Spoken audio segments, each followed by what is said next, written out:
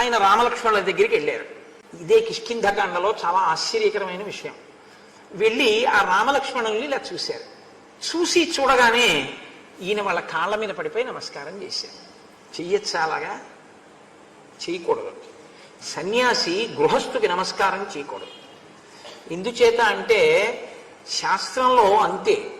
ఆయన మంచివాడా చెడ్డవాడా వదిలేయండి, ఆయనకి ఏమైనా తెలిసా తెలియదా వదిలేయండి. కాషాయ బట్ట కట్టుకుని చేతిలో దండం పట్టుకుంటే యతి పూజ్యో న సంశయ, గృహస్థ ఆయనకే నమస్కారం చేయాలి తప్ప గృహస్థుకి సన్యాసి నమస్కారం చేయరు. ఎందుకంటే అది తురియాశ్రమం, 4వ ఆశ్రమం. వాళ్ళు గృహస్థుకి చేయకూడదు. కానీ సన్యాసి రూపంలో ఉన్న హనుమ గృహస్థాశ్రమంలో ఉన్న రామలక్ష్మణులకి ప్రణిపాతం చేశారు. ధర్మాత్ముడైనటువంటి రాముడు ఏమనాలి? అదేంటండి మీరు నాకు నమస్కారం చేయటండి, సన్యాసి అనాలి కదా. అనలేదు సరికదా. పోనీ ఏ శబరిలాగో ఎదురు చూస్తున్నటువంటి వాళ్ళు, ఒక దివ్యమైనటువంటి జ్ఞానము చేత తెలుసుకున్న వాళ్ళు రాముడెవరో అందుకుని పూజ చేస్తున్నారా? అలా వచ్చినట్టు హనుమ మీకు కథలో కూడా లేదు. లోపల ఒకటి పెట్టుకుని పైకి ఒక వేషం కట్టి వెళ్ళారని చెప్తున్నారు మహర్షి. అటువంటి వారు వెళ్ళగానే ప్రణిపాతం చేసి నమస్కారం చేసి పూజ చేసి మాట్లాడుతున్నారు. అంటే తన జీవితంలో మొట్టమొదటిసారి రామలక్ష్మణుల్ని చూడగానే హనుమ హృదయంలో పాలు పొంగినట్టు భక్తి ఒక్కసారి పొంగింది.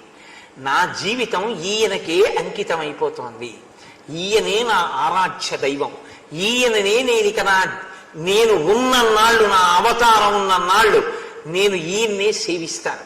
ఇది మొదటి పరిచయంలోనే ఆయనెవరో ఈయనకి లీలామాత్రంగా భాషించిందంతే. తత్కారణము చేత ఆయన వెంటనే కొన్ని ప్రశ్నల రూపంలో మాట్లాడడం మొదలుపెట్టారు హనుమ. రాముడు కానీ లక్ష్మణుడు కానీ జోక్యం చేసుకోరు, ఇద్దరు వింటున్నారు. ఆయన అన్నారు, మీరు ఇద్దరు రాజర్షులులా ఉన్నారు, మీరిద్దరూ దేవతల్లా ఉన్నారు, మీ ఇద్దరు చాలా విపరీతమైన తేజస్సుతో ఉన్నారు. మీరు నడిచి వస్తుంటే మృగాలన్నీ భయపడిపోతున్నాయి, మీరు నడిచి వస్తుంటే వానరములన్నీ భయపడిపోతున్నాయి.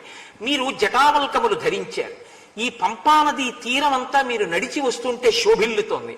కానీ మీరు నిట్టూర్పులు విడుస్తున్నారు. మీరు ఈ చెట్ల వంక పదే పదే చూస్తున్నారు, ఈ పర్వతముల వంక చూస్తున్నారు.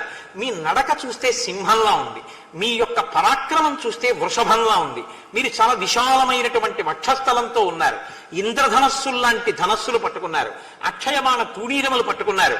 పాములు బుస కొడితే ఎలా ఉంటాయో మీ బాణములు చూస్తే అంత పదునుగా, పాముల యొక్క తీక్షణత ఎలా ఉంటుందో అలా ఉన్నాయి. ఏనుగు తొండాలు ఎలా ఉంటాయో అలా మీ చేతులంత పొడుగు